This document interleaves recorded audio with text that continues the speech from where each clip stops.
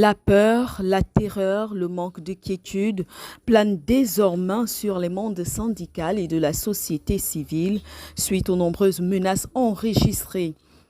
En effet, après la violation des droits des syndicalistes de la Société d'énergie et d'eau du Gabon, ce sont ceux de la dynamique unitaire qui ont été enlevés et retenus durant 72 heures, dont le délégué national de la CONACICED, Alain Mangouadi, et le conseiller du président par intérim de la dynamique unitaire, Thierry Koulou. Relâchés après la montée au créneau des agents de l'État qui menaçaient de paralyser l'administration gabonaise.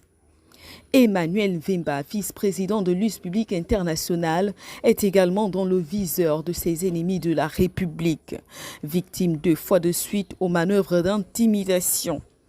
D'abord, à Port-Gentil, où il est allé avec le bureau de Noé effectuer les derniers réglages avant la décision finale de la Cour de justice de N'Djamena qui s'était déjà prononcée en faveur des épargnants BR-SARL contre l'État gabonais, où leurs différentes chambres d'hôtel ont été vandalisées. Puis, de retour à Libreville, dans la nuit du 2 au 3 mars 2024, il va être à nouveau visité par une bande d'hommes armés tentant d'entrer dans son habitation par effraction. Portes et fenêtres brisées, laissant ainsi la famille de ce dernier dans le désarroi et une peur constante. Qui en veut à la vie d'Emmanuel Mvimba, président de l'US Public International et par ailleurs président du CAP. Notons que ce défenseur des droits de l'homme a sous sa main des dossiers qui constituent encore aujourd'hui de véritables patates chaudes.